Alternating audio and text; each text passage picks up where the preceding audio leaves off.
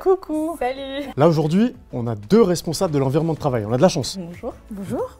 Peux-tu m'expliquer, Virginie, quel est ton métier? Moi, je suis responsable des environnements de travail. Moi, je suis aussi responsable des environnements de travail, mais on représente en fait deux facettes d'un même métier. Alors moi, c'est développer l'attractivité des sites, faire que les gens aient vraiment plaisir à venir travailler au bureau. Moi, c'est plus dans l'innovation et imaginer dans quelle ambiance on va travailler demain, avec quels outils, en physique, à distance, dans un environnement virtuel. Est-ce que tu pourrais me décrire un environnement de travail? Donc l'environnement de travail, c'est là où on travaille ensemble, mais c'est là où aussi on se détend ensemble. Tout ça pour créer du lien. Tous les jours, on essaie de trouver des nouvelles idées pour que nos environnements de travail soient plus agréables possible. Ça peut être par exemple des espaces de convivialité avec un flipper, un baby-foot, etc. Ça peut être aussi mettre en place un atelier de réparation de roues de vélo.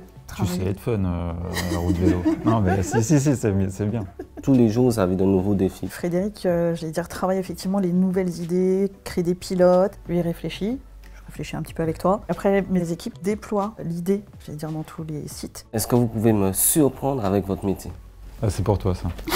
Le métaverse, vous en avez entendu parler, je pense. Répondez-moi oui.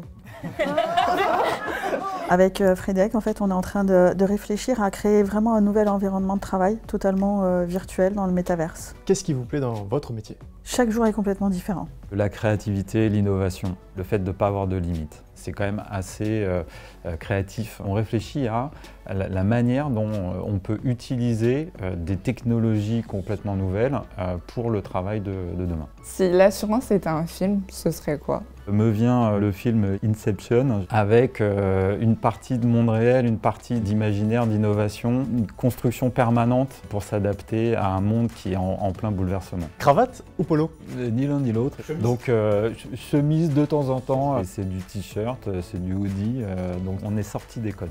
Et sur l'avatar, dans le métaverse, ce sera comment? Avec des cheveux. Si je comprends bien, l'assurance n'a plus cette image vieillotte qu'elle avait avant. Ça a vraiment beaucoup évolué. Il y a 5 ans, il n'y avait pas de métier de responsable des environnements de travail dans l'assurance, ça n'existait pas. La société, elle change. Les produits changent, nos habitudes, elles changent. Donc on est constamment en train d'imaginer ça va être quoi la société demain pour qu'on soit prêt pour fournir les assurances et les garanties qui seront nécessaires demain. Et c'est là où on a vraiment besoin de vous les jeunes. Est-ce que tu penses qu'on fait partie des personnes âgées, nous? Pourquoi l'assurance pourrait m'intéresser? Parce qu'on est sympa. C'est un bon point, c'est vrai. L'assurance t'offre en fait un champ de possibles assez incroyable. C'est pas un métier, c'est des dizaines, des centaines de métiers. Ça te permet de t'ouvrir à l'international. Tu peux rentrer en exerçant un métier et puis ensuite continuer à changer de métier, je vais dire tout au long de ta carrière. Mais alors, quel type de profil il faut? On recrute des gens avec tout niveau de diplôme, du bac+2 à bac+5, d'école de commerce, d'université. On a aussi beaucoup d'alternance, ce qui vous permet vraiment de goûter l'essence même de l'assurance avant de vous lancer dans ces métiers-là. On t'a convaincu ou pas de venir travailler dans l'assurance? Moi, je suis OK. Bah, c'est plutôt cool comme métier. Moi, j'envoie au CV directement sur le métaverse, par contre. Super.